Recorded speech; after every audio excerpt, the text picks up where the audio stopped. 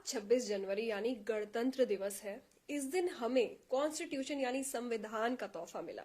इतने साल हो चुके हैं लेकिन अब भी अवेयरनेस कहीं ना कहीं हमें कम नजर आती है। आज के पॉडकास्ट में हम 26 जनवरी के बारे में बात करने वाले हैं। हमारे साथ हैं नोएरा शेख जी, जो खुद सोशल वर्कर है, एंटरप्रेन्योर है। आज हम उनके व्यूज लेंगे, उनकी लाइफ के बारे में भी जानेंगे और उनसे जानेंगे कि कॉन्स्टिट्यूशन किस तरीके से चलता है। सबसे पहले तो वेलकम नोएरा जी। जी कैसी हैं आप? मैं ठीक हूँ। सबसे पहले आपके बारे में बात करते हैं। आपका बचपन कैसा था? बचपन से मैंने देखा है कि एक औरत के लिए जो सोच होती थी, जब मेरी पैदाइश थी उस वक्त बहुत डिफरेंट थी। बिल्कुल। अब बहुत काफी बदल चुका है और सोच लोगों की बहुत अच्छी बदल चुकी है। उस बचपन में जो चीजें देखे उसी पर मैंने पूरा जिंदगी काम किया है। तो नोएरा जी, जैसा मैं जानती हूँ आप तिरुपति से हैं। जब आप 10 साल की थी तब वहाँ का माहौल अलग होगा, गलियां अलग होंगी, आपका घर अलग तरीके से होगा। उस टाइम का कैसा आपकी जिंदगी बीती उस टाइम? उस टाइम पे जिंदगी के ये हाल थे कि हमारे अब्बा एक बिजनेसमैन थे, इतने बड़े नहीं थे, नॉर्मली बिजनेस करते थे।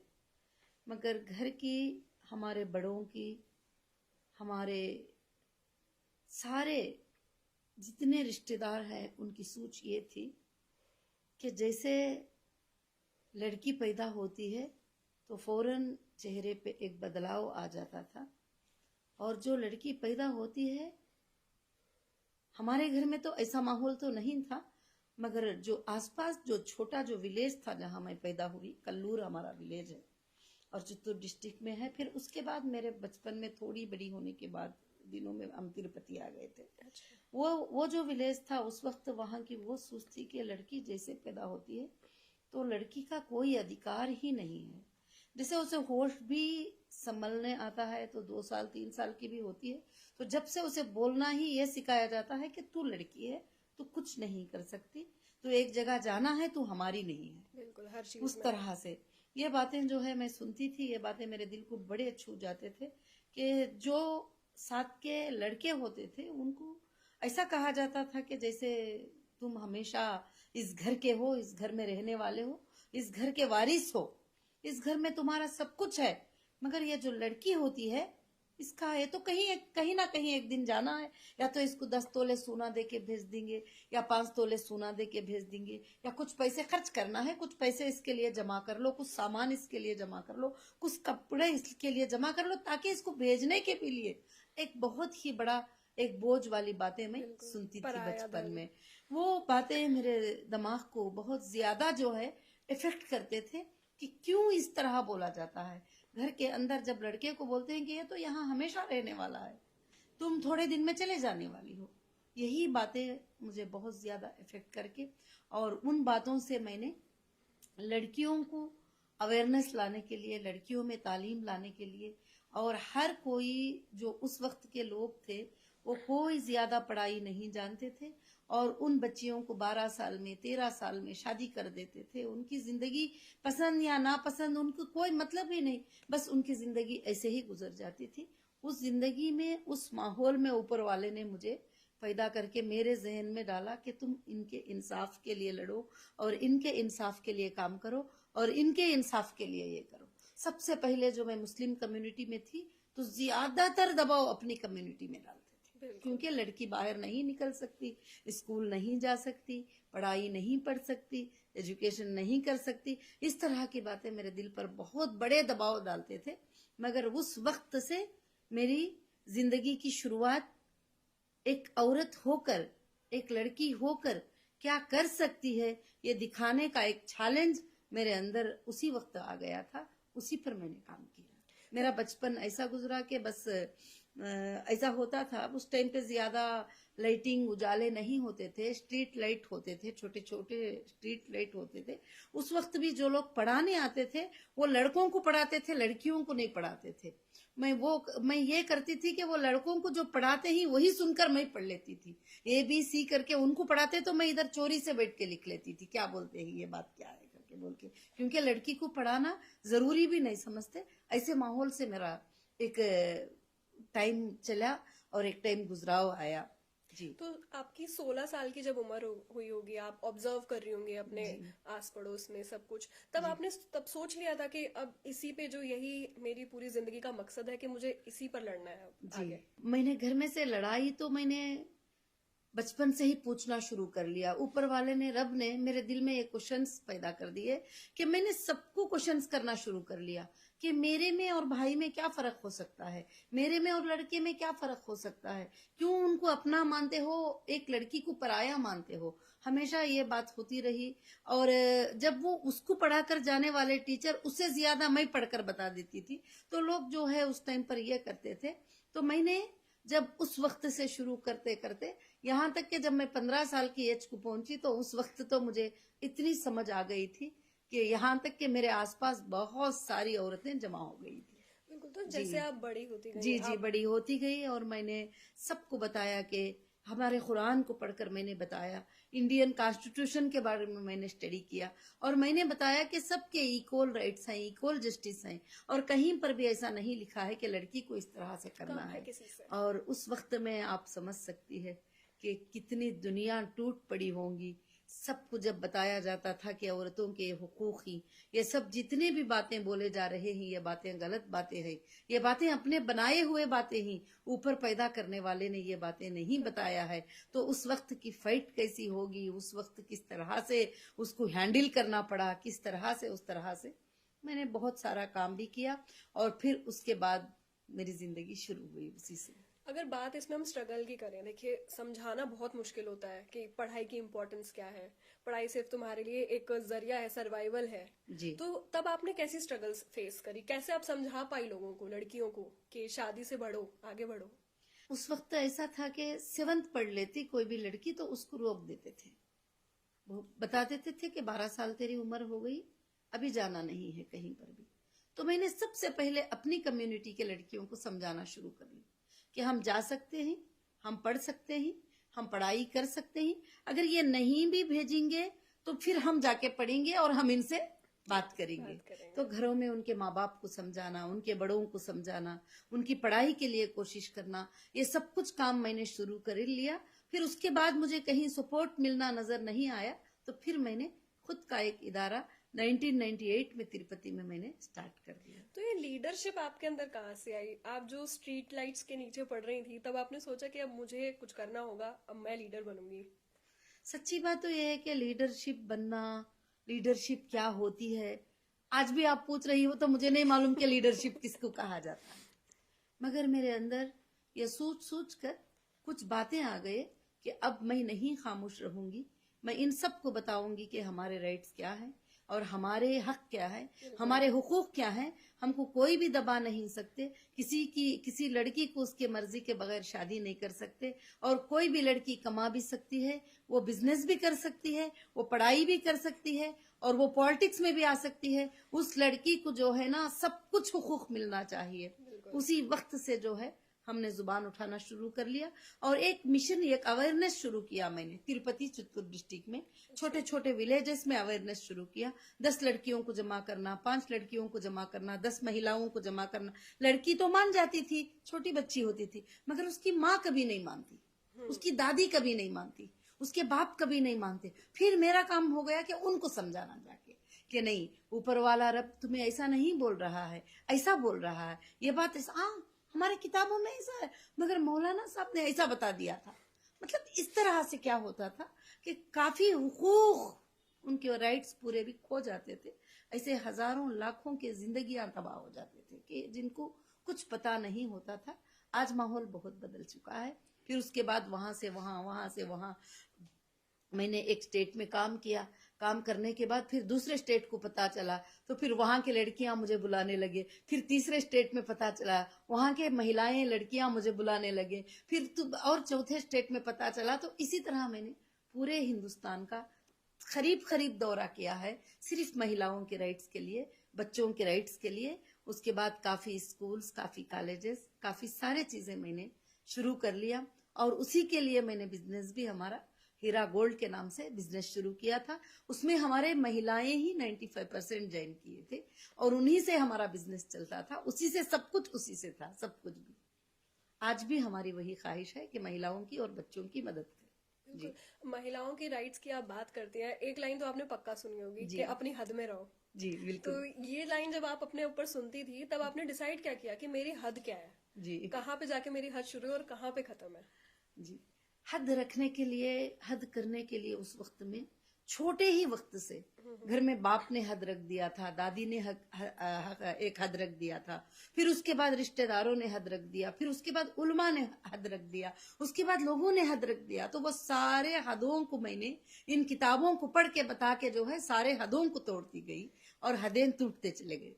जी तो अगर आप अब अपने आप को देखें 16 साल की नोएरा, तो अपने आप को आप एक क्या किस तरीके से देखेंगी, क्या मैसेज देंगी और क्या उसे बताने वाली हैं कि क्या स्ट्रगल आने वाली है आगे? आगे भी जो है ना, आज जो अर्बन सिटीज है उसके अंदर थोड़े लड़कियां पढ़ी लिखी हैं, बहुत सारे मालूमात है, मगर आज भी विलेजेस में करीब करीब वही हालत 50% लोगों के उस तरह के हैं। पूरे मैं नहीं बता सकती, 50% लोगों के वही हालात हैं। और खरियों में, विलेजों में जो है आज भी बच्चियों के और महिलाओं के ऐसे ही हालात हैं जिनको कुछ भी नहीं मालूम, ना उनके राइट्स मालूम है, ना उनको कुछ पता ही नहीं है कि उनके क्या राइट्स होते हैं। तो मुझे बहुत ही सताया गया और बहुत मुश्किल पहुंचाई गई। हर जगह पर जहां पर एक लड़की को तकलीफ होती मैं जाकर खड़ी हो जाती, वो मेरे दुश्मन बन जाते। जहां पर एक लड़की को मुश्किल होती, एक औरत को एक जगह पर सताया जाता, उस औरत के लिए जाके इंसाफ की जुबान उठा लेती। अगर कोई शोहर पकड़ के मार देता मेरे सामने तो मैं उसके ऊपर कोई कंप्लेंट कर देती, तो वहां से वो मेरे उसकी पूरी फैमिली मेरे ऊपर एक दुश्मन बन जाती थी। बहुत सारे चीजें। मगर जब मुझे जो ताकत दिया, जो आज का रिपब्लिक डे जो है, वो डे है, मुझे ताकत दिया जब मैंने कॉन्स्टिट्यूशन पढ़ना शुरू किया। और कॉन्स्टिट्यूशन में मैंने देखा कि काले गोरे को एक ही रेट है और हिंदू मुस्लिम को एक ही रेट है और किसी को कोई बड़ा नहीं है। जब जाते कंप्लेंट पकड़कर, हमें पता नहीं चलता था कि देखो ये लड़की को कोई मारा है, सताया है, तकलीफ है। जब पुलिस के पास जाते तो पुलिस क्या करती थी, उसको अवॉइड कर देती थी। हमें पता नहीं उतनी छोटी उम्र में कि क्या है, किसको बात करना है, क्या बात है। मगर उसको कहीं से फोन आता था एक पॉलिटिशियन का, और वो एक वहां का एमएलए लोकल का फोन कर देता तो वो बिल्कुल बेचारा खामोश हो जाता था। तो फिर जब कॉन्स्टिट्यूशन पढ़े तो फिर मुझे ये बात मालूम हो गया कि हिंदुस्तान की सबसे बड़ी सुप्रीमो जो है ये कॉन्स्टिट्यूशन, तो सबसे बड़ी सुप्रीमो जो है ये कॉन्स्टिट्यूशन है। और इसमें लिखा गया है इस किताब के अंदर कि सारे भी ब्रदर अम्बेडकर ने, जैसे 1947 में हमको आजादी मिल गई, तो 1947, 1948, 1949 और 1950 तक के लिए जो है ये कॉन्स्टिट्यूशन की तैयारी हुई। और इस कमेटी में मुसलमान भी बैठे, इस कमेटी में हिंदू भी बैठे, इस कमेटी में सारे लोग बैठकर इसको फैसला किए। और सारे राइट्स जो है, रिपब्लिक डे, डेमोक्रेटिक कंट्री और रिपब्लिक डे और इंसान के हुकूक, हर इंसान को प्रोटेक्ट करता है कॉन्स्टिट्यूशन। ये मैंने देखा और ये मैंने सीखा। और जब से मैंने इस बात के ऊपर बहस भी करना शुरू किया कि वहां पर जब जाते तो वहां पर एक एमएलए का फोन आ जाता तो फिर ये रोक देते, तो हम कॉन्स्टिट्यूशन को सुनाते थे उनको, इसमें ये एक्ट में तुम ऐसा नहीं कर सकते, ये एक्ट ऐसा है। तो आज हमें ये बात पता होना चाहिए कि आज का दिन बहुत ही बड़ा प्यारा दिन है, बहुत ही बड़ा अच्छा दिन है कि आज का दिन हिंदुस्तान की आजादी बनी गई दिन है। आज का दिन हिंदुस्तान की आजादी के लिए एक कानून को बनाकर एक हाथ में लोगों के रख दिया। अब यहाँ पर ना कोई सीबीआई बड़े ही, ना कोई इंटरपोल बड़ी है, ना कोई एजेंसी बड़ी है। कोई भी दुनिया की एजेंसी हो, कोई दुनिया का कितना बड़ा पॉलिटिशियन इंडिया का हो, यहाँ तक के प्रेसिडेंट भी इसको फॉलो करना, कॉन्स्टिट्यूशन को बहुत ही बड़ा जरूरी है। जजेस को इसको फॉलो करना है और प्रेसिडेंट को इसको फॉलो करना है। सारे लोगों को इसकी बाउंड्री में रहना है। मगर पूरे लोग इस बाउंड्री में रहना है तो कुछ लोगों को तो कॉन्स्टिट्यूशन के बारे में पता भी नहीं है। इसीलिए अब एक बहुत बड़ी टीम तैयार हो रही है कि constitution awareness program total India में कैसे चलाएं, बच्चों को स्कूल में और कॉलेजेस में ये बताएं। उनको ये मालूम है कि कॉन्स्टिट्यूशन है, उनको ये मालूम है कि रिपब्लिक डे 26 जनवरी है, और उनको ये मालूम है कि उस दिन झंडा लहराया जाता है।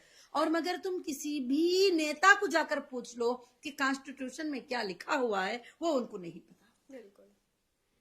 अगर पढ़ लें, अमल कर लें, तो इससे बेहतर कुछ नहीं है। सबके लिए इंसाफ, सबके लिए अच्छा।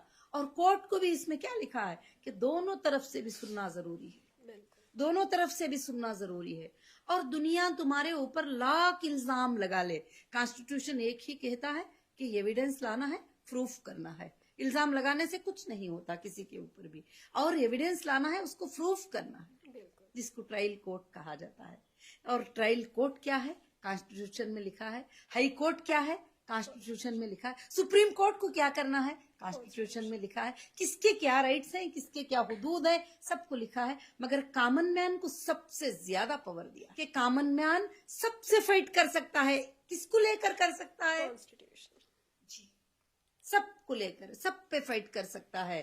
कॉन्स्टिट्यूशन को लेकर फाइट कर सकता है कि कॉन्स्टिट्यूशन में ऐसे लिखा है, तो सबके सर झुक जाते हैं वहां पे। फिर उसके बाद कोई बात आगे नहीं आती। अगर कॉन्स्टिट्यूशन नहीं तो कुछ भी नहीं। हाँ, काफी बिल पास हुए, मगर लोगों की अच्छाई के लिए पास हुए। अब जैसे महिलाओं की बिल पास हुई, 33% रिजर्वेशन बिल पास हुई। अब इसको इम्प्लीमेंट कौन करना है? महिलाएं करना है। महिलाएं आगे आना है, हिस्सा लेना है। अभी आपको भी पता होगा कि अब काफी लड़कियां, यंग लड़कियां भी जो है पॉलिटिक्स में आ रहे हैं, और लोकसभा में आ रहे हैं, राज्यसभा में आ रहे हैं, और हर जगह पर जो है लड़कियों को जो है काफी एक ये हो जाती है। तो इस तरह से इसमें मर्द औरत को एक हुकूक है, काले गोरे को बराबरी का हुकूक है, किसी को ना ज्यादती है, किसी को ना कमी है। मियाँ बीवी के हुकूक भी, दोनों के भी जो है, कोई भी ये नहीं है, सब एक है कॉन्स्टिट्यूशन में। तो कॉन्स्टिट्यूशन सबसे ज्यादा बेहतर है। अगर 6 फंडामेंटल राइट्स की बात करें जो हमारे सिटीजन होने पे सबसे ज्यादा इम्पोर्टेंट होती हैं, तो वो कौन सी होती हैं? बहुत फंडामेंटल राइट्स में आर्टिकल 21, आर्टिकल 32, आर्टिकल 19, आर्टिकल, बहुत सारे आर्टिकल्स हैं जो लोगों को राइट्स देते हैं। मगर बहुत सारे आर्टिकल्स हैं जो लोगों को सजा देते हैं, वो भी जरूरी है। क्योंकि जो गुनेगार होता है, जैसे जो गुनेगार होता है, जो चोर होता है, जो गलत होता है, उसको सजा मिलना भी जरूरी है, ताकि वो आगे के इंसान को नुकसान ना पहुंचाए और आगे उसके जरिए से लोगों को नुकसान ना पहुंचाए। वो भी बिल्कुल से बिल्कुल जरूरी है। तो इसलिए, मगर कभी भी लोग ये ना समझे कि इल्जाम लगते ही जो है उनके ऊपर जो है फौरन से फौरन के उनको सजा लग जाएगी। ऐसा नहीं है। इंडियन कॉन्स्टिट्यूशन बहुत परफेक्ट है, और इंडियन कॉन्स्टिट्यूशन से आगे कोई भी नहीं है, और वो सारा सुना जाता है कोर्ट में, सारी चीजें। तो मुझे लीगल करीब 2018 तो आज भी फेस कर रही हूँ, क्योंकि मैंने जुबान उठाया, मैंने बिजनेस किया, मैंने सारे चीजें किया, तो मुझे काफी चीजें। फिर उसके बाद मैंने ऑल इंडिया महिला एम्पावरमेंट पार्टी को लॉन्च किया, तो मुझे सीधा अरेस्ट कर लिया गया और बहुत सारे इल्जाम लगाए गए। तो कितने भी इल्जाम लगा लो, मगर एक ट्रस्ट, एक भरोसा है कि कॉन्स्टिट्यूशन सही इंसान को सजा नहीं देता। ये भरोसे से पीठ पीछे ये किए बगैर आज भी जो है उस पर फाइट होती रहती है। क्योंकि 25 लाख महिलाएं हमारे मेंबर हैं, तो वो महिलाएं देख रहे हैं कि क्या होता है। औरतें आगे बढ़ते हैं तो उनको किस तरह से दबाया जाता है। मगर मैं उन सबको बताती हूँ कि मत डरो, क्योंकि एक दिन इंसाफ जरूर जीतेगी। तो जैसा आप बता रहे हैं कि आपको फंसाया गया, आपने एमएलए की भी बात करी, तो जब कोई अथॉरिटी किसी सिटीजन के साथ गलत करती है, तो तब सिटीजन क्या कर सकता है? सिटीजन बहुत, देखो, इतना कॉन्स्टिट्यूशन इतना प्यारा बना है कि अगर अथॉरिटी सताती है तो उसके लिए ह्यूमन राइट है।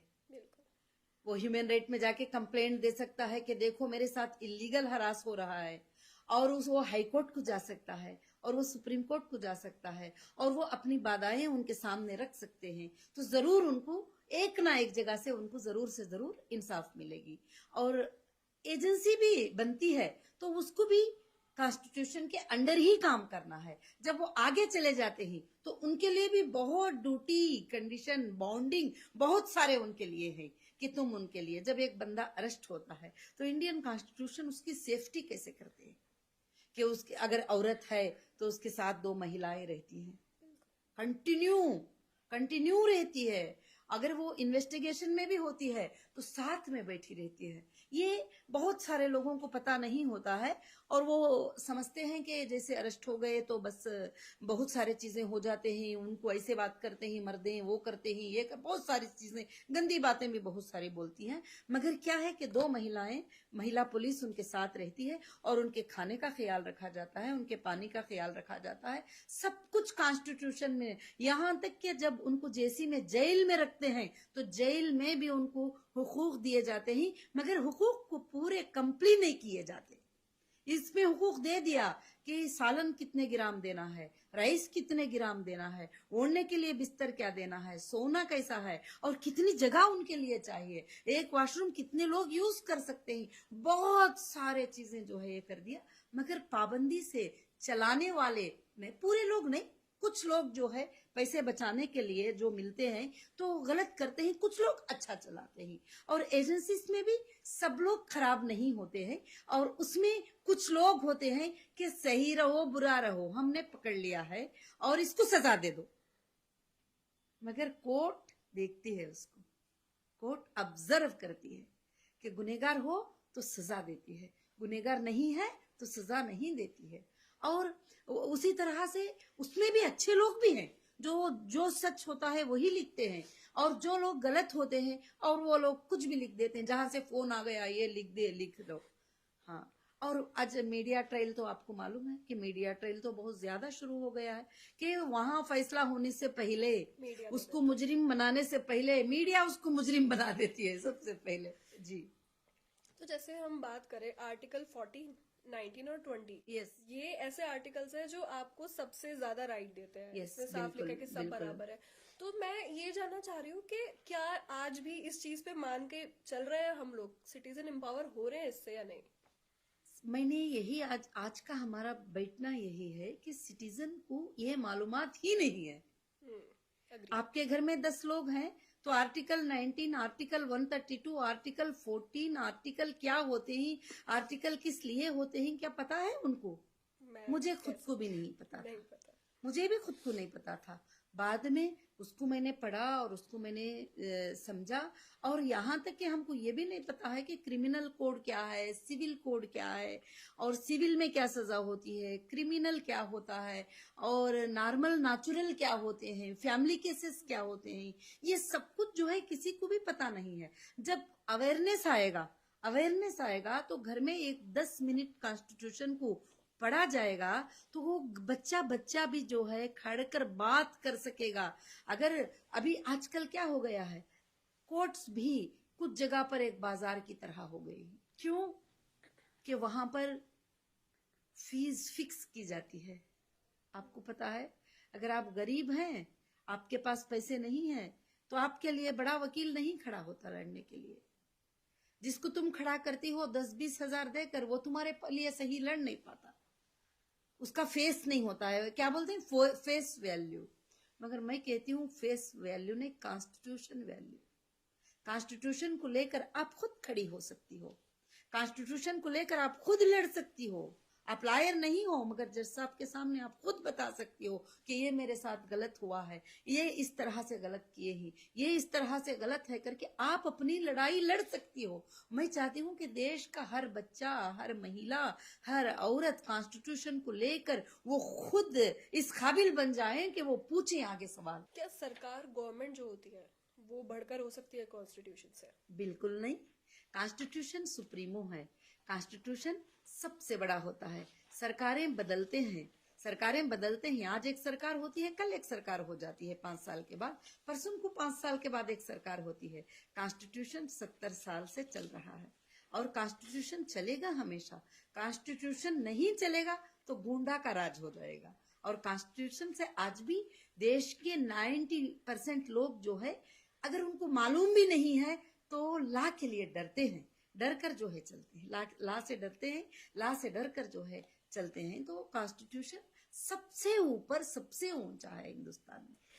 जब मान लीजिए कभी देश में कोई इमरजेंसी लग जाती है जी, तो तब कौन से ऐसे राइट्स होंगे जो उसके वक्त भी इंसानों के पास, सिटीजन के पास होंगे अवेल करने के लिए कि भाई अब कुछ नहीं हो सकता? कुछ नहीं हो सकता ऐसा है ही नहीं। अगर कोर्ट्स खुले हैं तो कितनी भी बड़ी इमरजेंसी लग जाए तो उसके लिए अधिकार होते हैं। और किस तरह की इमरजेंसी, उसको इमरजेंसी में अलग अलग तकलीफ होती है। कोई घर में बंद हो जाता है, कोई बाहर बंद हो जाता है, कोई भूखा रहता है, कोई आगे से फिरता है। तो किस तरह का भी एप्लीकेशन कोर्ट में वो लगा सकता है। अगर कोर्ट नहीं तो उसके लिए इंसाफ कौन देगा। बिल्कुल जी सही कहा आपने। जी सिटीजन के जो राइट्स है उनका मिसयूज होते हुए तो हम रोज ही देखते हैं, सोशल मीडिया पे कितनी न्यूज आ रही है रोज। लेकिन उस वक्त जब मुझे पता चलता है कि मेरी राइट्स का यहाँ पे मिसयूज हो रहा है, तब मैं क्या कर सकती हूँ? जब आपके राइट्स का मिसयूज हो रहा है तो आप जरूर अप्रोच हो सकते हैं, ह्यूमन राइट अप्रोच हो सकते हैं। अगर आपको जहां से नाइंसाफी मिलती है, जिस ऑफिसर से नाइंसाफी मिलती है या जिस घर से नाइंसाफी मिलती है, तो हमारी गलती क्या होती है कि जैसे इल्जाम लग जाता है, आगे से इल्जाम लग जाता है, तो वो इतना घबरा जाते हैं कि अब वो सोचते हैं कि अब हम जवाब ही नहीं दे सकते और ऐसे ही अपने राइट्स को खो सकते हैं। तो तुम लेटर लिख के दे सकती हो कि नहीं, ये मेरा सच्चा है और ये मेरे साथ गलत हुआ है। और यहाँ तक के ऑफिसर्स भी मानते हैं, जब तुम देती हो तो वो भी मानते, क्योंकि उनको सच्चाई का पता ही नहीं होता है। एक अच्छे इंसान को सामने ले जाकर खड़ा कर देते हैं, बोलते ये चोर है, ये फलाना है, इसके ऊपर ये एक्ट लगा दो, ये एक्ट लगा दो, ये फ्रॉड है, सब लगा देते हैं। अगर तुम जब उसको क्लियर करती हो तो समझ सकते हैं वो जरूर से। कितना इम्पोर्टेंट होगा आजकल जो यूथ है उनके लिए कि कॉन्स्टिट्यूशन पढ़ना चाहिए उन्हें? मैं कहती हूँ कि 100% नहीं, 1000% इम्पोर्टेंट है। अगर कॉन्स्टिट्यूशन पढ़ते हो तो आगे के दिनों में तुम सेफ हो। अगर कॉन्स्टिट्यूशन नहीं पढ़ते तो तुमको कोई भी किस तरह से भी नचा सकता है, तुम्हारा लायर भी नचा सकता है तुम्हें। तुम जिसको ला समझते हो, लायर समझते हो, जो तुम्हारा प्रोटेक्टर समझते हो, वो आगे वाले को बिक जाता है कभी। जब ये तुम कॉन्स्टिट्यूशन जब तुम्हें पता होता है तो उस वक्त तुम उनको पूछ सकते हो कि कॉन्स्टिट्यूशन में तो ऐसा है, तुम मुझे क्यों डरा रहे हो। क्योंकि सबसे बड़े गुंडाराज वही हो गए। फोन करते हैं कि 10 लाख पकड़ के लेके आ जाओ, नहीं तो जो है तुमको कल जो है ये हो जाने वाला है। क्यों साहब, ऐसा तो कॉन्स्टिट्यूशन में ऐसा है ना, लॉ में ऐसा है ना, आप लॉ को सामने रख के लड़ो। तो हाँ मैडम, लॉ तो लड़ना है मगर पैसे तो होना है। जी पहले पैसे फिर काम जी दूसरे। जी जी जी तो होता है। क्या ये बचेगा जभी कि जब हम इसको कॉन्स्टिट्यूशन को समझे। रिपब्लिक डे सच्चा अभी भी पूरा कंप्लीट नहीं हुआ है। जिस दिन बच्चा बच्चा कॉन्स्टिट्यूशन को पढ़कर हुकूक को जान लेता है, उस दिन हमारा सच्चा रिपब्लिक डे होता है। तो ये जो अवेयर करता है एक तरह से, कॉन्स्टिट्यूशन आपको बताता है कि आपके हक क्या है। जी तो ये जो अवेयर सिटीजन हम बोलेंगे, जागरूक नागरिक, जी वो जी। कैसे बनता है एक इंसान? एक इंसान वो जब वो गलती के रास्ते में चले जाता है, देखिए कॉन्स्टिट्यूशन ने हमें अच्छाई करने का सिखाया है। जब वो गलती के रास्ते में जाता है तो शायद, अभी एग्जाम्पल, आजकल स्कूल के बच्चे तक ड्रग्स लेने लग गए हैं, कितने कितने गंदे माहौलों में जा रहे हैं, गंदे गंदे माहौल के काम चलते हैं। अगर वो कॉन्स्टिट्यूशन को स्टडी कर ले कि अगर हम पकड़े जाएंगे तो हमें ये सजा मिलेगी, अगर हमारे ये गुनाह पर हमको ये सजा मिलेगी, तो अवेयरनेस उनके अंदर खुद ब खुद पैदा होना है।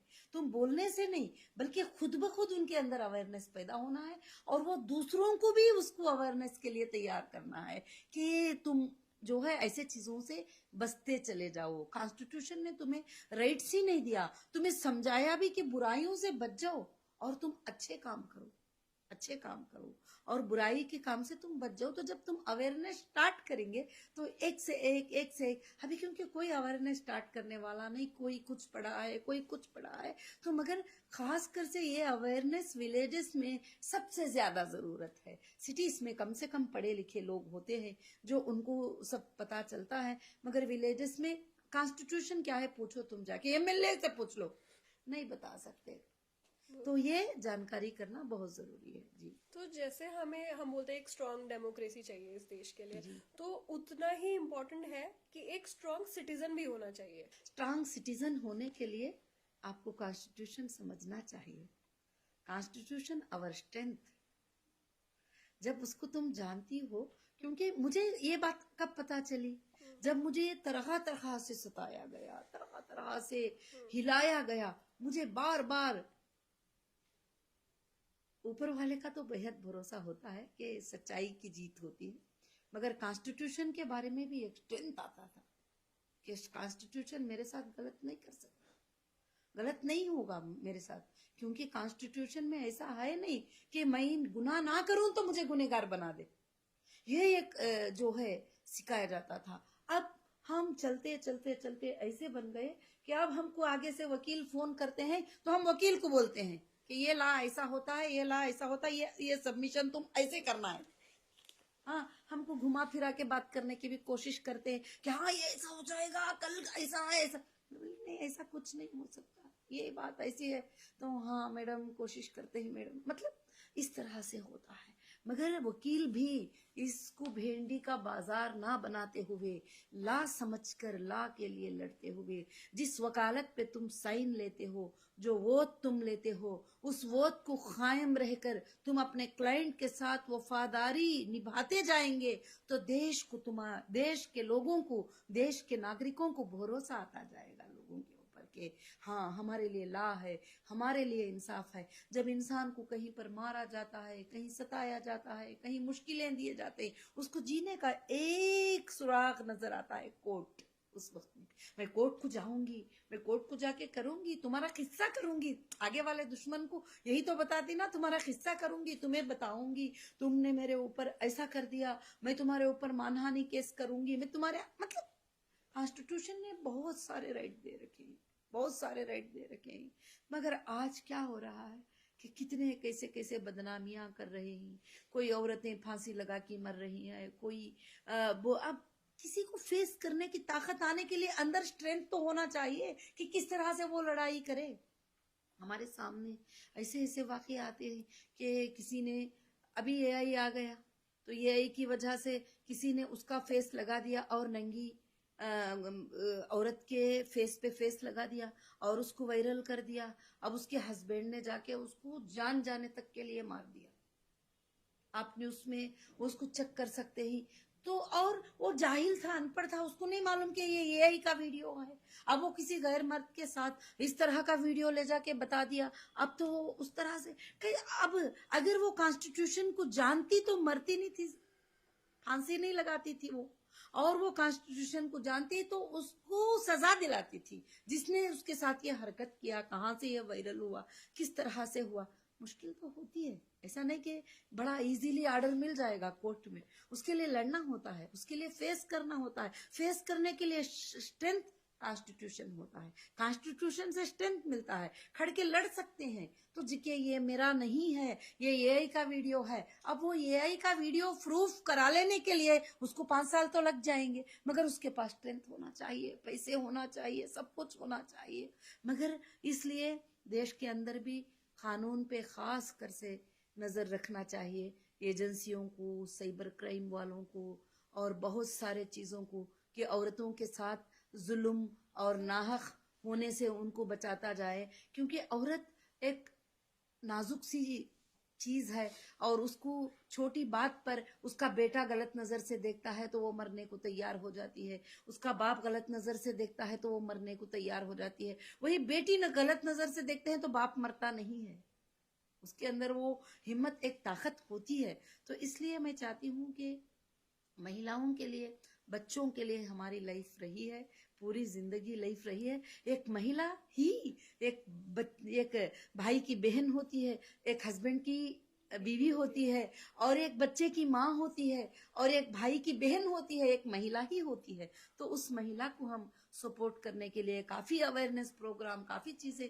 आज भी हम बैठते ही नेट के ऊपर तो लाखों के लोगों को कुछ एम्पावर होने के लिए लिख कर डालते हैं, तो एक बात से उनको हिम्मत मिलती है, अफजाई। तो लाख लोग देखेंगे तो कम से कम उसमें से 50 लोगों को मगर अच्छाई की तरफ बढ़ाए, अपने माइंड को अच्छाई की तरफ लेके जाएं, अच्छाई की तरफ लेके जाएं।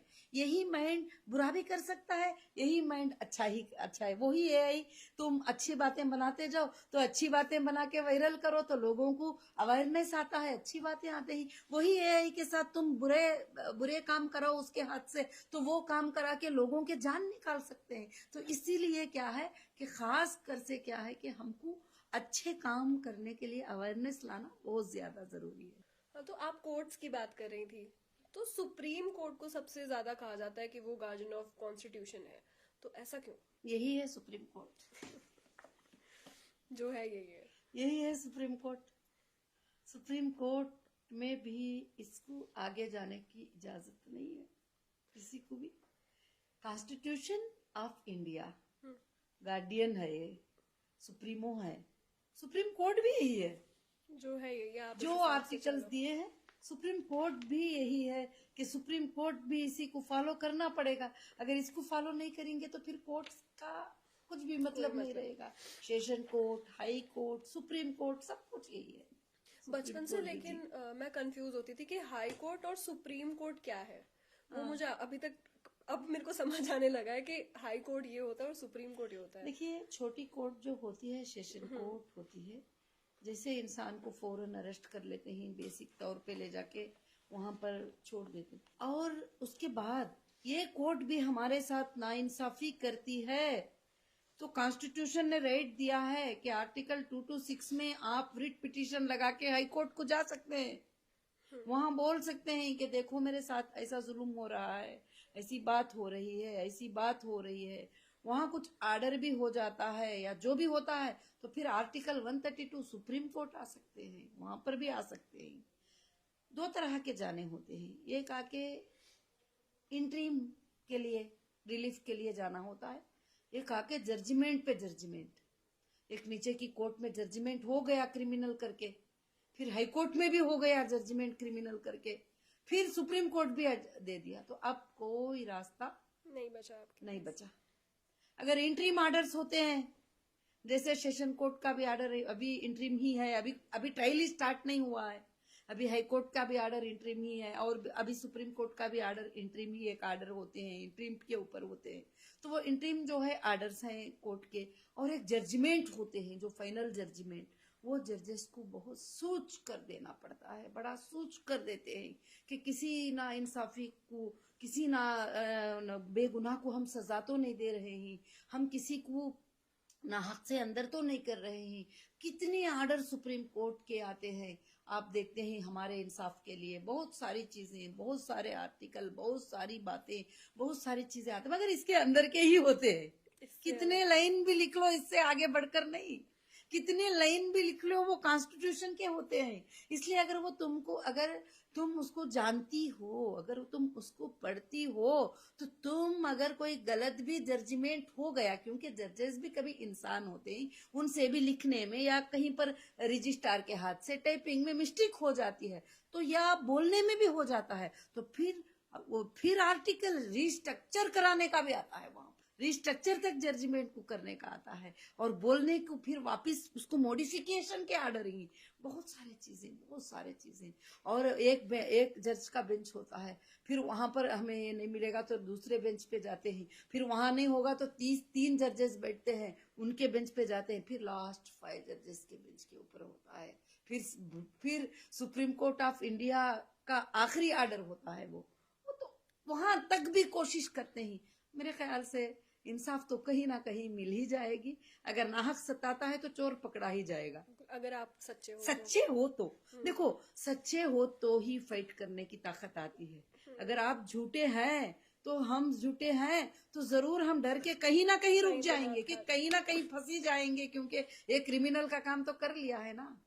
झूठ छुपता नहीं है कभी। झूठ छुपता नहीं है। ये काके डाउट के ऊपर करना होता है, एक रेड हैंडेड गुनाह को पकड़ लेना होता है, जो किसी को मारते हुए, किसी को करते हुए, या कोई ले जाते हुए, कोई उठा के चोरी करते हुए, वो एक अलग बात हो जाती है। फिर उसके बाद तो पक्का प्रूफ हो जाता है, उसके बाद तो पक्का ये हो जाता है। उस पर भी इंडियन कोर्ट ने, कॉन्स्टिट्यूशन ने नहीं कहा कि देखते ही उसको सजा दे दो, मगर वो क्यों किया, किस लिए किया, क्या वजह थी करने की, ये पूरा ट्रायल करो, क्या उससे कोई करवाया गया या वो खुद किया था, वो सारा ट्रायल करने के बाद ही फैसला हो सकता है। तो सुप्रीम कोर्ट को कौन अप्रोच कर सकता है? मतलब ऐसा तो नहीं होगा कि कोई भी जाके सीधा सुप्रीम कोर्ट में अपनी अर्जी लगा दे, कुछ ना कुछ तो होते होंगे नहीं, ना? सीधा बहुत सारे केसों में नहीं होता है, कुछ केसेस में सीधा अर्जी लग जाती है। कुछ इमरजेंसी की केस है, जैसे रेप के केसेस आए थे, बहुत सारे केसेस आते हैं, तो सुप्रीम कोर्ट में भी उसको स्पेशल लाइव पिटीशन कहा जाता है,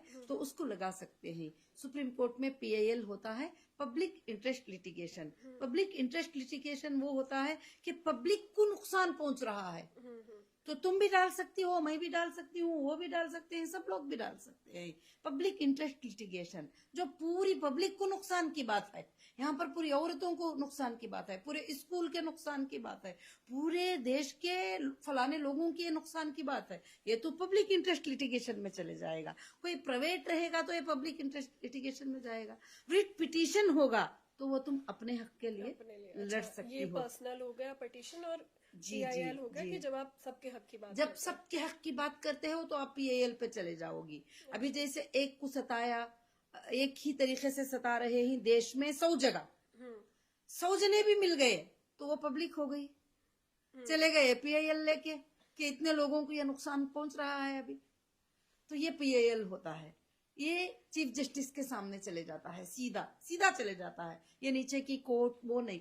पीआईएल डायरेक्ट वहां पर भी चले जाता है, हाई कोर्ट में भी, हाई कोर्ट स्टेट के लेवल का है तो हाई कोर्ट में चले जाता है। अगर इंडिया लेवल में होता है ये पूरे लोगों के लिए तो फिर वो सुप्रीम कोर्ट को चले जाता है। तो पीआईएल अलग है, रिट पिटीशन अलग है, और उसके साथ साथ जो भी पिटीशन, बहुत सारे पिटीशन ही, रिट पिटीशन अलग है। कंपेंसेशन, कोई आपको नुकसान पहुंचा दिए और आपको इतना बड़ा नुकसान हो गया कि उनकी सताने की वजह से या उनके रोकने की वजह से, चाहे वो ऑफिसर्स भी रहो, कॉन्स्टिट्यूशन कहता है कि तुम कंपेंसेशन डाल सकती हो उनके ऊपर, तुमको राइट है उसके ऊपर डालने का। तो इस तरह से जो है ना, ये अलग अलग है, पीआईएल अलग है और ये सब अलग अलग राइट्स हैं। कई बार ऐसा होता है कि गवर्नमेंट कोई गलत डिसीजन ले लेती है, तो कोर्ट आता है, सुप्रीम कोर्ट आता है, वो उस चीज को पलट देता है। कई बार ऐसे केसेस हमने देखे भी हैं हिस्ट्री में कि हुई हैं ये चीजें। तो कैसे होता है ये होता ऐसे है कि जब गवर्नमेंट भी है तो कॉन्स्टिट्यूशन से आगे नहीं जा सकती। अगर कॉन्स्टिट्यूशन के अंडर में कोई ऐसी बिल पास कर ली गवर्नमेंट जिसमें सारी पब्लिक के लिए नफा है, तो कोर्ट मान जाएगी उसकी बात को, तो वो बिल को भी रद्द करने का अधिकार कॉन्स्टिट्यूशन को है। अगर कोई गवर्नमेंट एक बिल ऐसी पास करती है जो कॉन्स्टिट्यूशन को भी खिलाफ जा रही है, पब्लिक के भी खिलाफ जा रही है, पब्लिक को लॉस भी उससे हो सकता है, तो फिर उसको सुप्रीम कोर्ट को राइट दिया गया है कि वो रोक सकती है। कई बार ऐसा हमने देखा भी कहा है। बिल्कुल, कई बार ऐसे बिल्स जो है पलट गए और कई बार ऐसे बिल पास भी हो गए, और वो अगर लोगों को भलाई चलती है तो वो बिल को पास कर देती है सुप्रीम कोर्ट। अगर वो लोगों के लिए नुकसानदा है तो वो उसको रद्द कर सकती है, ये भी कॉन्स्टिट्यूशन ने कहा है। औरतों के हक में हमने कितनी बार देखे हैं ये, जी तो बिल्कुल बहुत बार हमने देखा है। जुडिशियल रिव्यू एक वर्ड होता है जी, तो इसका क्या मतलब होता है, ये कब यूज किया जाता है? रिव्यू पिटीशन भी होता है, रिव्यू ही नहीं, रिव्यू पिटीशन भी होता है कि एक बंदे के बारे में ऐसा बोल दिया, एक बंदे के बारे में किसी ने ऐसा बोल दिया, ऐसे बोल दिया, या ऐसे ऐसे जजमेंट हो गए, तो उसको एक बार फिर से रिव्यू करके देखो, फिर उसके बाद फिर उसको रिव्यू करो।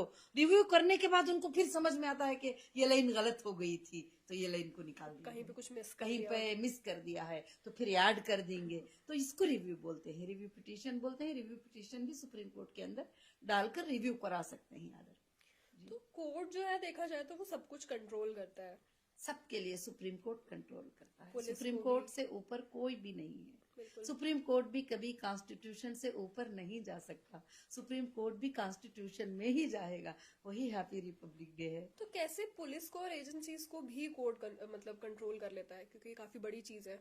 कोर्ट के सामने एजेंसीज कुछ भी नहीं है। कोर्ट जो होता है ये बहुत बड़ी बात होती है, चाहे छोटी कोर्ट भी हो, सेशन कोर्ट भी हो, तो बड़े बड़े कलेक्टर को, मिनिस्टर को, ऑफिसर्स को बुला के 1 मिनट में सजा भी दे देते हैं। बिल्कुल, 1 सेकंड में ये कर देते हैं।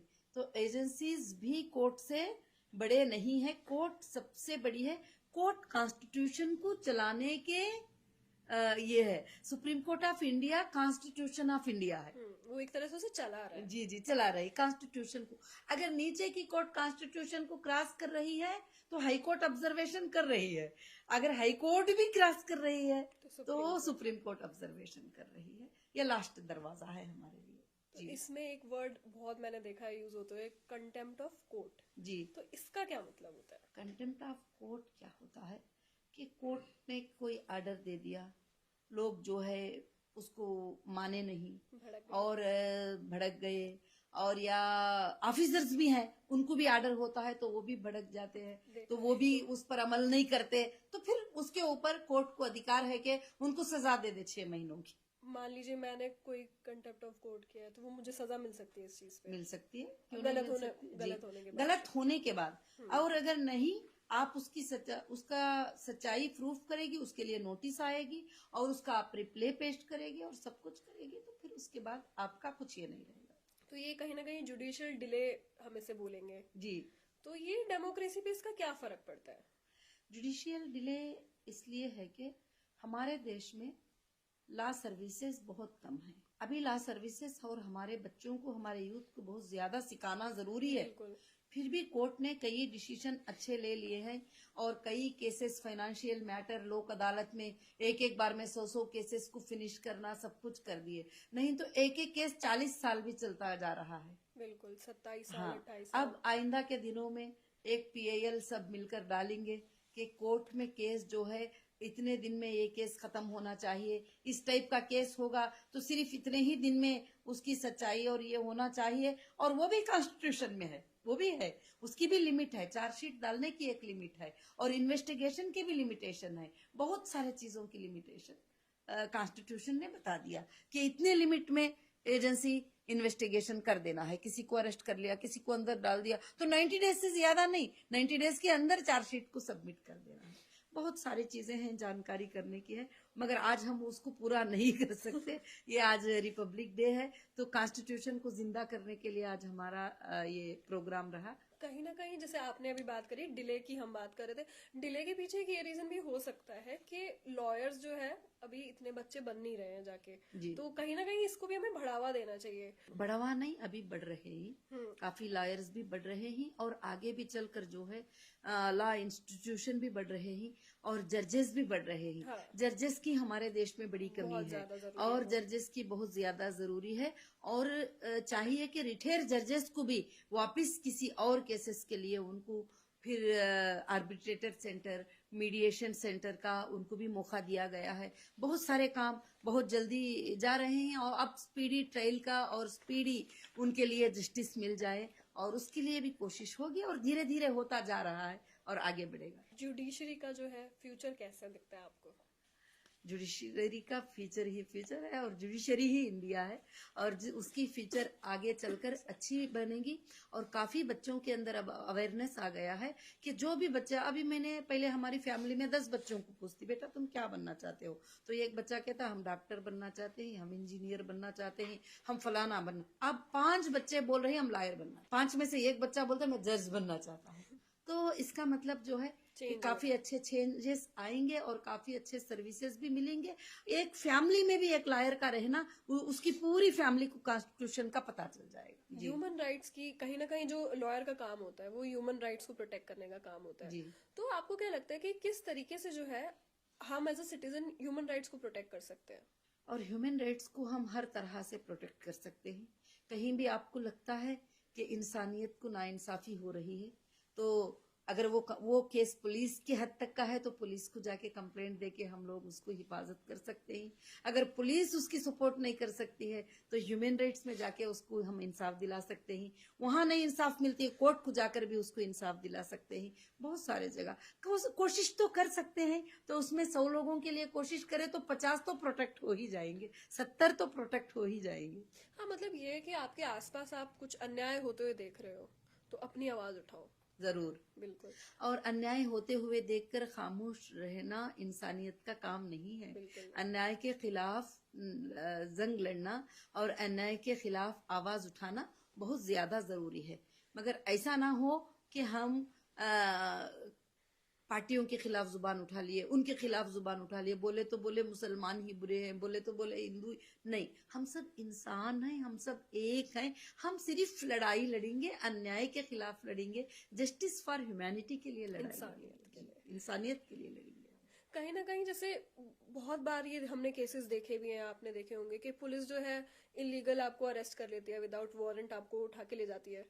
तो तब लोग कैसे अपने आप को बचाए? क्योंकि देखो गरीब की तो क्या हालत है हमारे देश में, आप सबको पता ही है। देखिए, कुछ केसेस हैं कि विदाउट वारंट भी उनको अरेस्ट करने की इजाजत भी कॉन्स्टिट्यूशन ने दे रखा है। आईपीसी में उनको, आईपीसी कोड में उनको है।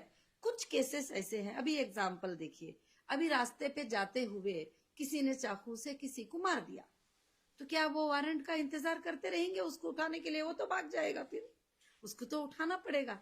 तो कुछ है, कुछ ऐसा होता है कि बगैर वारंट के आते हैं, तो आपको अधिकार है कि मुझे किस बुनियाद पे अरेस्ट कर रहे हो, मेरा वारंट कहाँ है, और वो मुझे बताओ, और मेरा एफआईआर क्या है, और मेरा क्राइम क्या है, ये बताओ। ये पूछने का अधिकार आपको जरूर है, और वो बताएंगे भी। अगर रियल ऑफिसर है तो जरूर बताएंगे। और यहाँ तक कानून में ये राइट है, जब किसी को कहीं से अरेस्ट कर लिया जाता है तो उसके एक रिश्तेदार को फोन करके इन्फॉर्म करे, कि बताया जाए कि तुम्हारे बंदे को अरेस्ट कर लिया गया है, ये बंदे को यहाँ से यहाँ लेके जा रहे हैं। वो भी हमारे राइट्स को ये प्रोटेक्ट करते हैं। और यहाँ तक के लोग, जो एजेंसीज होती है, वो पर्सनल क्वेश्चन करते हैं। मैं ये बात खास बोलना चाहती हूँ, क्योंकि क्वेश्चन करते हैं तो बहुत लेडीज कहती हैं कि पुलिस में जाएंगे तो वो पर्सनल पूछेंगे, वो पूछेंगे। पहले का पर्सनल क्वेश्चंस को आप जो आंसर करना चाहती हो कर सकते हो, जो नहीं करना चाहते हो तो प्रेशर नहीं डाल सकते, क्योंकि पर्सनल लाइफ ही हमारी लाइफ है, पर्सनल लाइफ ही हमारा प्रोटेक्शन है। पर्सनल होता है, बस तुमने जो गुनाह किया है, तुम्हारा जो गुनाह है, उसी के बारे में जवाब देना होता है। बाकी और कोई पूछने का अधिकार नहीं रखते कोई चीज के बारे में। कई बार ये न्यूज भी देखी होंगी कि कस्टोडियल वायलेंस हो गया, अंदर ही पुलिस वालों ने मारा। कई बार ऐसा भी हुआ है कि जेल में जो कैदी थे उनका मर्डर हुआ है। तो उस टाइम पे कैसे बचाएगा कोई, मतलब अब कहाँ जाएगा कोई? उस पर भी जाएगा, आप भी जा सकती हो। अगर कस्टोडियल में किसी का डेथ हो जाता है तो वो पूरे देश के साथ नाइंसाफी है, क्योंकि वो कस्टडी जो होती है वो जस्टिस हाउस होता है। एक जज साहब उसको भेजते हैं कस्टडी के अंदर। वहां अगर उसको मार दिया जाता है तो जुबान उठाना बहुत जरूरी है, और इंसाफ लेना भी बहुत जरूरी है। और जो ये NHRC होता है, इसका क्या रोल होता है, और इसमें हम कंप्लेन कैसे कर सकते हैं? National human rights commission state wise है कमीशन, और डिस्ट्रिक्ट वाइज भी है, और इंडिया वाइज भी है। और वहां जाकर आप बड़ा सिंपली ऑनलाइन पे भी, आप आजकल आप ऑफिसेस को ही जाने की जरूरत नहीं, आप ऑनलाइन लिंक है, और ऑनलाइन लिंक पे जाके क्या हुआ है वो कंप्लेंट कर सकती है, OTP आ जाएगी आपको, सब कुछ करके आप इंसाफ ले सकती हो। और ह्यूमन राइट्स को इतना अधिकार है कि वो कोई भी इंडिया की एजेंसी को नोटिस कर सकते हैं और सवाल कर सकते हैं। वही आपने सोशल मीडिया की बात करी, ऑनलाइन बात करी। ऑनलाइन इतनी न्यूज चलती है कि हमें समझ ही नहीं आता है कि जुर्म किसने किया है, क्या किया है, कौन मुजरिम है। तो मीडिया जो ये ट्रायल आजकल चल रहा है, ये पूरा जो मीडिया चल रहा है, ये किस हद तक किसी का पूरा नजरिया बदल सकता है? ये पूरा नजरिया कॉन्स्टिट्यूशन बदल सकता है। कि मीडिया में बोलना, मीडिया में किसी ने बोल दिया कि किसी को 100 कत्ल कर दिया है, तो 100 लोगों को कोर्ट में कौन बताएगा? बिल्कुल। मीडिया का बोलना वो फाइनल नहीं है, कोर्ट में ट्रायल होना है, एविडेंसेस प्रूफ होना है। कोर्ट ने जो बात कहा है वो बात हो सकती है। उसमें भी कई लोग नाइंसाफी भी ये हो जाते हैं कि उनके लिए लड़ने वाला कोई लायर नहीं होता है, उनके लिए खड़ा होने वाला कोई नहीं होता है। तो हो सकता है वहां भी नाइंसाफी हो तो उनको और एक कोर्ट में इंसाफ मिल जाएगी जरूर से। बिल्कुल। ऐसे में एक राइट आती है, राइट टू लाइफ। तो पहले के मतलब लोग ज्यादातर, उनका मन ये था, वो ये सोचते थे कि राइट टू लाइफ मतलब जिंदा रहो बस। तो इसका मतलब क्या हुआ? इसका मतलब जिंदा रहो बस, इसका मतलब नहीं है। ये जीने का कोई मतलब ही नहीं है। जिंदे भी रहना है, और जिंदा लोगों को रखना भी है, और लोगों के लिए काम भी करना है, और इंसाफ के लिए फाइट भी करना है। और जैसे ह्यूमन डिग्निटी की बात करें, इंसानों की इज्जत जो है पर्सनल लेवल पे अगर हम बात करें, तो क्या गवर्नमेंट का, कॉन्स्टिट्यूशन का इसमें रोल होता है प्रोटेक्ट करने के लिए? बिल्कुल, कॉन्स्टिट्यूशन में रोल है प्रोटेक्ट करने के लिए। अगर कोई आपकी इज्जत को हार्म किया और हार्म किया, आपको किसी ने बेइज्जती किया, आपको किसी ने बेइज्जती की बातें की, आपने वो काम नहीं किया और किया भी है, तो दूसरे को बेइज्जती करने की राइट नहीं है। आपको मानहानि केस लगाने का अधिकार कॉन्स्टिट्यूशन ने दिया है कि आपका लेवल क्या है, आपने कितनी बात किया है, और कितना आप पे जुर्माना लगेगा। तो इस चीज पे भी आप केस कर सकते हो अगर कोई मेरी इज्जत पे आंच आती है किसी की बातों से या किसी के एक्शन से। बिल्कुल, इज्जत पे आंच आती हो तो फौरन आप केस दर्ज करा सकती हो, सिविल करा सकती हो, क्रिमिनल करा सकती हो। अगर रोज कोर्ट को जाने की ताकत रखती हो तो क्रिमिनल केस करा सकती हो। अगर नहीं, चलो सिविल डालते हैं तो सिविल डाल सकती हो। तो जरूर उसमें भी तुम्हें इंसाफ मिलेगी, मगर प्रूफ के साथ, एविडेंस के साथ। आज बीएनएसएस आके बहुत अच्छा हुआ कि बगैर एविडेंस के कोई चीज ना किसी पर एफआईआर कर सकता, ना किसी को अरेस्ट कर सकता, और झूठे चीजें नहीं बना सकता, बिल्कुल। फैब्रिकेटेड नहीं कर सकता। जब रियल आपके साथ नाइंसाफी हुई है तो वो बच भी नहीं सकता। वही हम बात करते हैं, यूथ की बात करते हैं। देखिए मुझे ऐसा लग रहा है यूथ एक ही डायरेक्शन में जा रहा है, नशे। तो जी, जितने नशे चल रहे हैं उतनी स्मगलिंग भी चल रही है, तो इसमें डीआरआई का क्या रोल होता है? डीआरआई का रोल स्मगलिंग में होता है, हाँ, नशे में नहीं होता है। स्मगलिंग वही। जी, हम्म, डीआरआई का रोल स्मगलिंग में होता है। जो लोग देश से, दूसरे कंट्रीज से चीजों को लाते हैं, यहाँ पर टैक्स पे करने के लिए छुपाते ही, ड्यूटी पे करने के लिए छुपाते ही, उन लोगों का पकड़कर गवर्नमेंट में, कोर्ट में उनको प्रोड्यूस करना, वो उनका काम होता है, वो उनका डिपार्टमेंट होता है। अच्छा, और ये एसएफआईओ जो है, ये जी, कॉर्पोरेट में किस तरीके से काम करती है? एसएफआई वो जो है, ये सीरियस फ्रॉड इन्वेस्टिगेशन सिर्फ कंपनीज को इन्वेस्टिगेट करती है, अच्छा, और कंपनीज को इन्वेस्टिगेशन करती है कि ये कंपनी क्या किया है, क्या किया?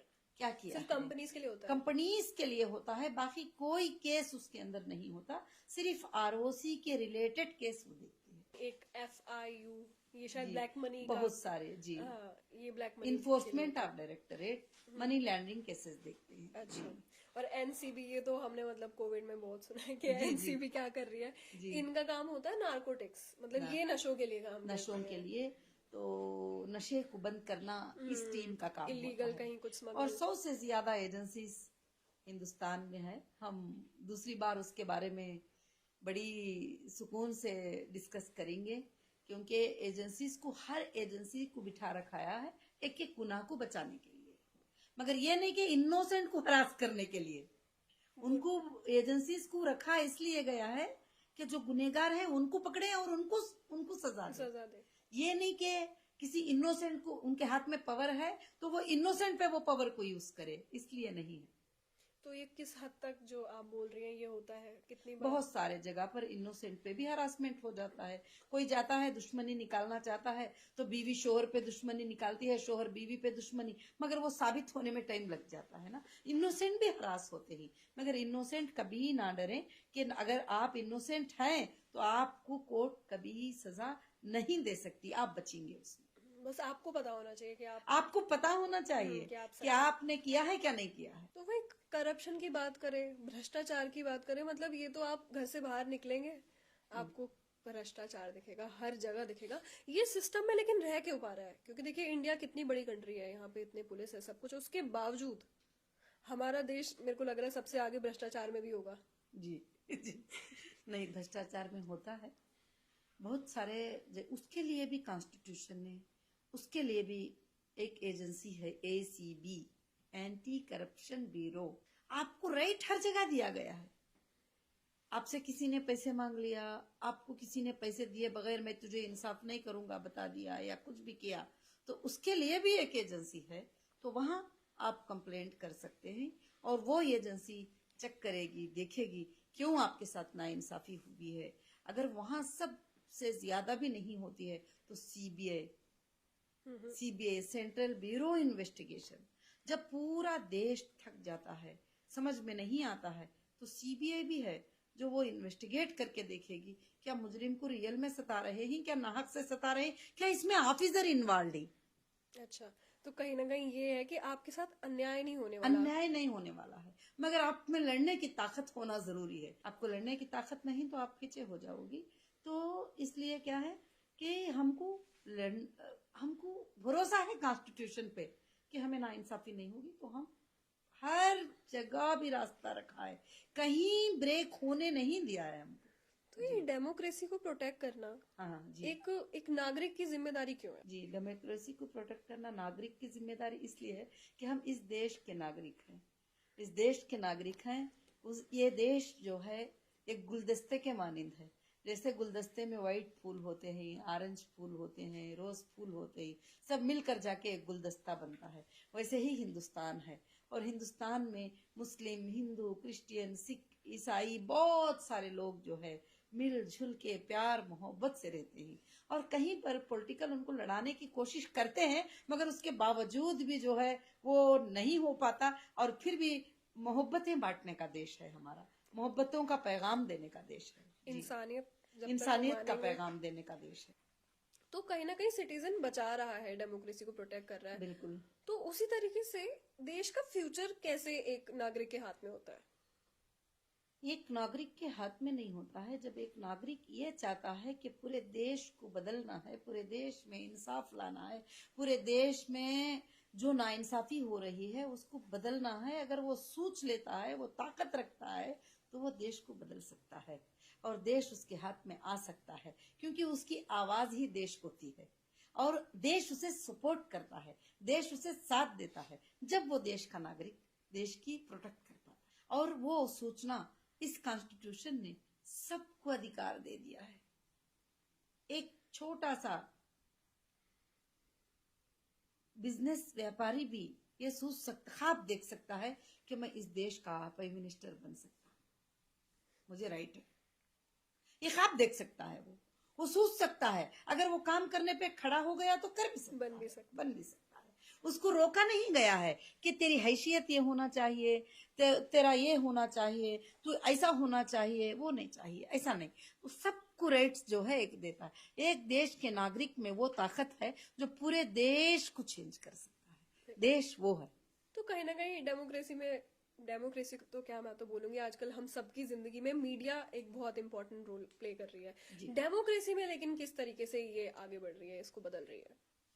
मीडिया डेमोक्रेसी में बिल्कुल नहीं है मेरे ख्याल से, क्योंकि काफी आर्डर सुप्रीम कोर्ट के, हाई कोर्ट के आर्डर्स हैं कि ये मीडिया में जो बोली गई बातें हैं ये कहीं भी एविडेंस माना नहीं जाएगा। और मीडिया कॉन्स्टिट्यूशन से बिल्कुल अलग है। आज हमारी बात कॉन्स्टिट्यूशन पे हो रही है, तो मीडिया जो होती है, मीडिया को आज कहा जाए तो मीडिया तो बिकाऊ है। सच्ची बात कहा जाए तो मीडिया जिसके फेवर में बात करना चाहे उसी के फेवर में, एक चैनल आपके फेवर में बात कर रहा है, एक चैनल मेरे फेवर में बात कर रहा है, हम दोनों एक चैनल, हाँ बिल्कुल। कहीं ना कहीं पहले फोर्थ पिलर ऑफ डेमोक्रेसी कहा जाता था मीडिया को। जी जी। क्योंकि मीडिया जो बोलेगी, नहीं, आज भी सही सहाफी हैं, आज भी लोग सही आर्टिकल लिखने वाले हैं, आज भी सही चैनल चलाने वाले हैं, मगर सोशल मीडिया आकर इलेक्ट्रॉनिक मीडिया का बहुत सारा दुकान ही बंद हो गया है। सोशल मीडिया में आपको खुद राइट है कि आप जाकर मोबाइल पकड़कर 2 मिनट में एक वीडियो डालती है कि मेरे साथ ये हो गया है, तो तुम्हारे साथ पब्लिक हो जाती है। मतलब आप सच अगर बोल रहे हो कि जी झूठ बोल रहे हो वो बाद में देखेंगे। वो बात में देखा जाएगा, तो आप बोल रहे हो, सच बोल रहे हो, झूठ, मगर आपको भी राइट है, आपको भी राइट है। जब सोशल मीडिया आ गया है तो सोशल मीडिया से आपके हक को भी इजाजत है कि आप उसमें सच्ची बात कर सकते हैं और सच्ची बात बता सकते हैं। तो मीडिया का ट्रायल कोर्ट का ट्रायल बिल्कुल नहीं है। कोर्ट ट्रायल बिल्कुल डिफरेंट है, ये मीडिया ट्रायल नहीं है जी। तो इंडिया का जो जुडिशियल सिस्टम है उसको हम वर्ल्ड में किस नंबर पे हम रैंक कर सकते हैं? नंबर का तो फिलहाल मुझे याद नहीं है, मगर मैं मोर देन 54 कंट्रीज विजिट कर चुकी हूँ, मगर हिंदुस्तान से प्यारा देश कहीं भी नहीं है। और किसी भी देश में एक मसलक को जगह है, एक मजहब को जगह है।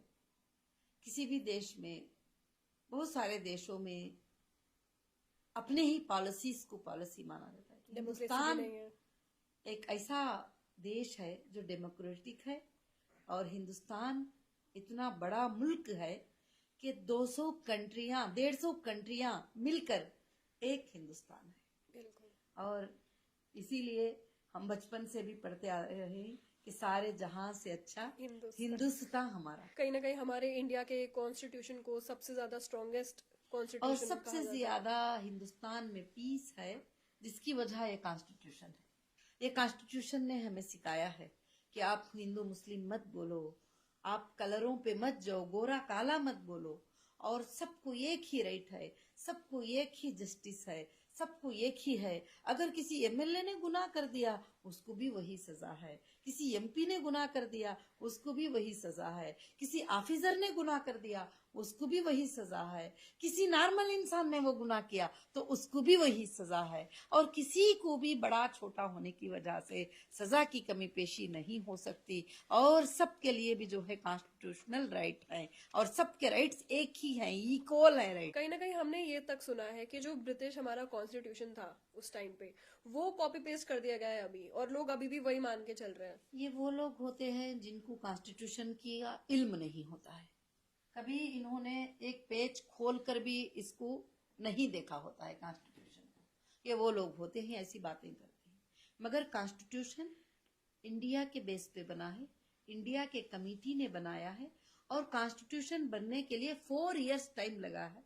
सैल्यूट है ब्रदर अंबेडकर को, सबके लिए सोच कर ब्रदर अंबेडकर ने कॉन्स्टिट्यूशन को जो है तैयारी की है। मगर तैयारी उन्होंने किया है, मगर इसमें मेहनत सारे टीमों की मेहनत थी। सब इसके अंदर बैठते थे, कई डिस्कशनें हुए कि ये रूल को हम कैसे बनाएं। जब ब्रिटिश वाले भाग गए और ब्रिटिश को भगा दिया गया और देश हमारे हाथ में आ गया 1947 में, तो फिर देश के रूल्स को अलग से बनाया गया। वही रिपब्लिक डे है, वही जनवरी 26 है, वही हैप्पी रिपब्लिक डे है, वही कॉन्स्टिट्यूशन का बर्थ ऑफ डे है। तो फाइनल मैसेज अगर आपको मैं बोलूं कि यूथ के लिए क्या होगा आपका? मेरा फाइनल मैसेज यूथ के लिए है कि देश का हर यूथ कॉन्स्टिट्यूशनल अवेयरनेस लाए और रिपब्लिक डे में वापस उसको एक बार रिवाइज करें। और सारे यूथ को मैं ये कहती हूँ कि आगे चलकर हमारे देश में प्रेम और मोहब्बत को बांटे, और जो कॉन्स्टिट्यूशन हमें बताता है कि हम सब एक हैं, उसको याद रखें, और उसको याद रख के जो है उस पर हम जिंदगी को बड़ी हैप्पी से गुजारने की कोशिश करें। अब जो हालात आते जाते हैं कोर्ट्स के वगैरह, सब कुछ कॉन्स्टिट्यूशन पे भरोसा रखकर फाइट करें उसको। तो नोएरा शेख जी, आपसे बात करके मुझे बहुत अच्छा लगा, बहुत वैल्यूज मिली। मैंने खुद बहुत सारी चीजें कॉन्स्टिट्यूशन के बारे में जानी जो मुझे नहीं पता थी। ऑनेस्टली बहुत ज्यादा मुझे अच्छा लग रहा है। ये खुद भी फिलंथ्रोपिस्ट है, इनका बिजनेस है, इन्होंने वर्ल्ड लेवल पे हम इंडिया को रिप्रेजेंट किया है, वुमेन को रिप्रेजेंट किया है, जो बहुत अच्छी बात है। एंड लास्टली मैं यही बोलूंगी कि आपको कॉन्स्टिट्यूशन को लेके अवेयर होना बहुत जरूरी है एज अ इंडियन सिटीजन, क्योंकि यही आपको एक राइट देता है, आपको इंसान बनाता है, नहीं तो आप नहीं सरवाइव कर पाओगे। And happy Republic day all of you. सारे देश के लोगों के लिए हैप्पी रिपब्लिक डे। और हैप्पी रिपब्लिक डे में मुझे भी बहुत अच्छा लगा कि आज आपने कॉन्स्टिट्यूशन के ही क्वेश्चन किए और कॉन्स्टिट्यूशन बुक रख के क्वेश्चन किए, तो बहुत ही अच्छा लगा। ताकि देश में हम आगे के दिनों में ये कॉन्स्टिट्यूशन अवेयरनेस प्रोग्राम पूरे देश में चलाएंगे, क्योंकि कॉन्स्टिट्यूशन अवेयरनेस बहुत जरूरी है।